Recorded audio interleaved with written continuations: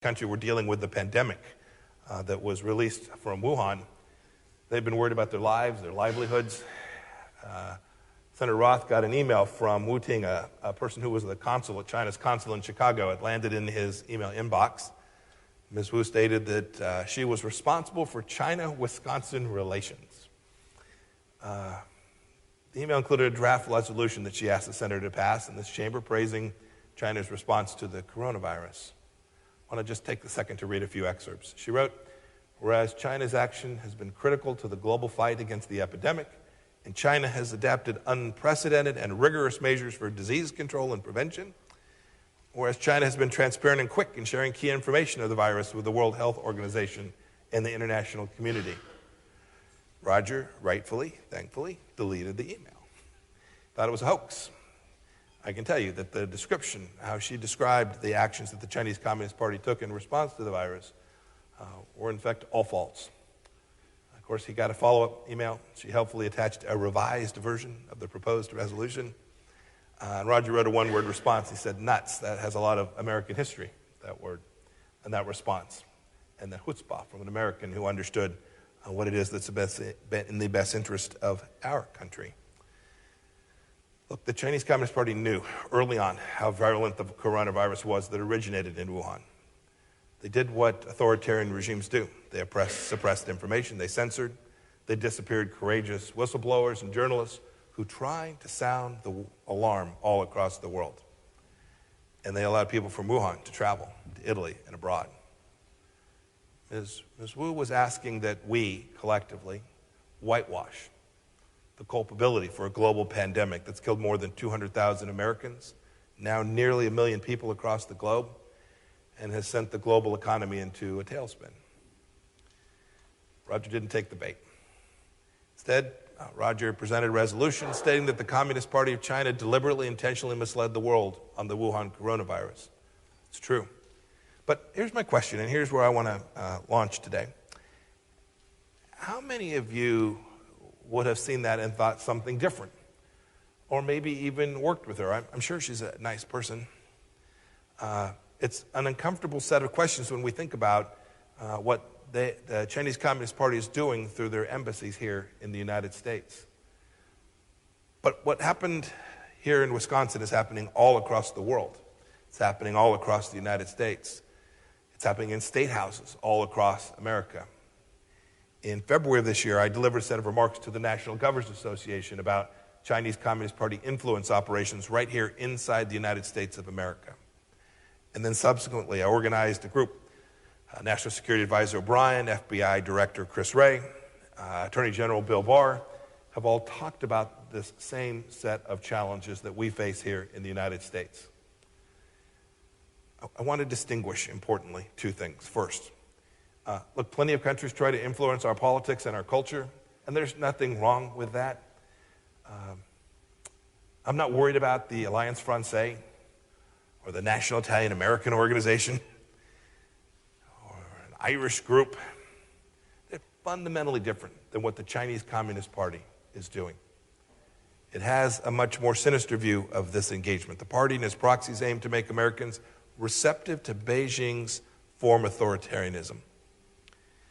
Now, I use this language carefully. I talk about the Chinese Communist Party because I have a second distinction I want to draw, which is between that party and the people of China, between the leaders of China and those who want to live in China as free peoples, at peace and prosperity, and take care of their families in the same way that we all do here in the United States. Let me give you another data point on the Chinese Communist Party's aims. In August, General Secretary of the Chinese Communist Party, Xi Jinping, told a group of government economists and sociologists in Beijing, quote, "We must actively develop cooperation with all countries, regions, and enterprises willing to cooperate with us, including states, localities, and enterprises inside the United States." As the Secretary of State and as the former director of the Central Intelligence Agency, let me translate. She knows that the federal government is pushing back against the Chinese Communist Party here in the United States and its malign influence. And it sees that here in the United States and increasingly around the world, it can use subnational entities to circumvent America's sovereignty. He thinks local leaders may well be the weak link. For him, when he uses the word cooperation and opening up, he means that the Chinese Communist Party wants to create arrangements that benefit the Chinese Communist Party. We know this because for decades, the Chinese Communist Party deployed friendly language while stealing from our innovators, property, jobs, wealth from here in the United States. We know that they built their military strength and that they have co-opted elites all around the world. Later, in that same set of remarks, General Secretary Xi said that, in fact, he explicitly confirms that the purpose of his entreaties, his outreach, is to put China in an undefeatable and invincible position. His words, not mine. The Chinese Communist Party views itself as the true vanguard of Marxist-Leninist thought, which proposes that communist countries like theirs must struggle and prevail against capitalist nations like ours. This isn't the Cold War. This is different in kind, to be sure. I was a young soldier. I patrolled the border between East and West Germany. This is different. It's why we have to have a conversation in our state legislatures about this China and this China challenge. And it's important here in Wisconsin as it is in Washington. The good news. The good news is that we're starting to have these conversations all around America, not a moment too soon. President Trump has made clear the expectations he has for our government, our administration, and how we'll respond to this challenge to protect the American people, to create prosperity and grow our economy. But we watch these CCP campaigns targeting state-level officials, local interests. We've seen them at PTA meetings. They've been in full swing for years, and they're increasing in intensity. Much of that activity revolves around pressing state governments not to recognize, trade with, or otherwise engage with Taiwan. But that's not all. I'll give another example, and I could give many. In 2017, a California state senator proposed a bill merely expressing support for the Falun Gong practitioners in America and in China. It was oratory. It was a rhetorical resolution. These people that he was speaking to have suffered as tremendously under the Chinese Communist Party's crackdowns on religious freedom as any others. The Chinese consulate, that is, Chinese diplomats, in San Francisco responded by writing a letter to the state legislature. It denounced the Falun Gong as an evil cult and claimed that the bill might deeply damage the cooperative relations between the state of California and China and seriously hurt the feeling of Chinese people in the vast Chinese community inside of California. Unfortunately, the California State Senate bowed to the CCP pressure and shelved the proposed bill. It's just one example. The reality is that most every state legislature in the country has probably received a letter from the CCP, much like Senator Roth's email, as part of a coordinated propaganda campaign. The Chinese consulate in New York, for instance, is incredibly politically active. Then there's the next level down. CCP influence and espionage campaigns at the municipal and city levels. Just this week, you would have read in the papers, the Department of Justice charged a New York Police Department officer, an Army reservist, with allegedly acting as an illegal agent of China. He's accused of reporting on the activities of Tibetans living in the United States back to the Chinese Communist Party. How telling. He even provided CCP officials with access to senior-level NYPD personnel through invitations to official events. Sound familiar to anyone? He told his handler that officials in Beijing, quote, should be happy because you've stretched your reach into the police, end of quote. And we see it all over. We see it all over in America's sister city programs like the ones in Door County, La Crosse, Milwaukee, and Richland Center. They fall under the authority of something called the Chinese People's Association of Friendship with Foreign Countries. Sounds benign. But that group is part of China's United Front Work Department, the CCP's official overseas propaganda tool. It's one of the CCP's 3 magic weapons, in the words of Chairman Mao, along with armed struggle and party building. In other words, it may have friendly in its title, but it is not so when it comes to American interests. Look, the federal government can't police every bit of this predatory and coercive behavior. We need your help. And the beauty of our federal system is that we don't have to. You all can take up this mantle. Protecting American interests requires vigilance. Vigilance that starts with you and all state legislators, regardless of party. Know that when you're approached by a Chinese diplomat, it is likely not in the spirit of cooperation or friendship. Know that if you're offered a trip to China when the pandemic travel restrictions are lifted, that you should ask who's paying for the trip, and if that person is linked, directly or indirectly, to the Chinese Communist Party. Know, too, that these approaches may happen from Chinese national or Americans working with CCP-linked interests. When you're in your districts, make sure other local officials know of these risks as well. And there's a lot you can do. There's a lot you can do in this very chamber. You can pass laws to codify closer cooperation with federal agencies to assist them in the protection of intellectual property and investment screening and counter-infiltration operations. You can ignore CCP threats and encourage mayors and business people to engage more broadly around the world. And as I told the nation's governors, you can scrutinize your state pension funds. As of its last report, the Wisconsin retirement system has invested in China Mobile and China Telecom. Both are state-owned giants, and they're an integral part of Chinese Orwellian surveillance system. Do you want your teachers, your firefighters, your policemen invested in those kinds of activities?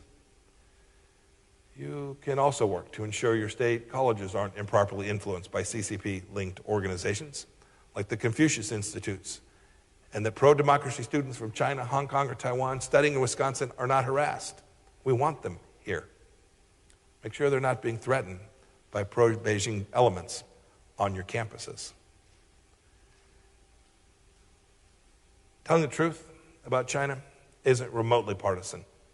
It's principled, and it protects our people. Remember Ms. Wu at the consulate? Well, on April 2nd of this year, she forwarded a letter from her husband to the Consul General in Chicago, to the district director of a great Wisconsin congressman named Mike Gallagher. The letter is full of CCP propaganda and disinformation about the pandemic, just like the one that was sent to Senator Roth. But what caught my eye in this missive was her declaration. She said, "We are firmly opposed to racial discrimination and xenophobia against the local Chinese community and stigmatization of China and the Chinese people over this virus."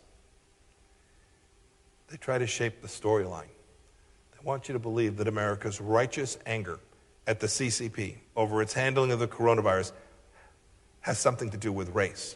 It does not. It has everything to do with citizens who are no longer with us, children who aren't able to go back to school, and jobs that have been lost. And importantly, the Chinese Communist Party knows this. The CCP thinks it can drown out American cries for accountability with shouts of racism. We won't let that happen. We can't. The CCP wants to foment the kind of strife we've seen in Minneapolis and Portland and Kenosha. That's disgusting. We can't let it happen. I'm confident it won't.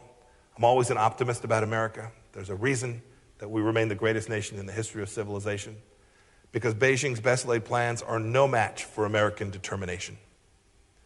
The Trump administration rejects the idea that Beijing is destined for hegemony.